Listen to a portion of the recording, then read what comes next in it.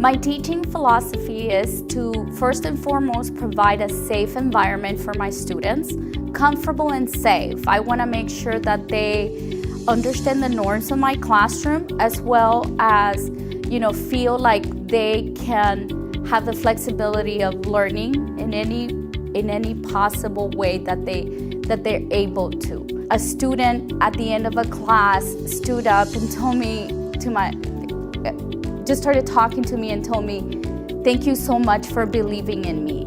And that just stayed with me, because sometimes I feel that that's all what our students need. All they need is someone that is going to encourage them to be better.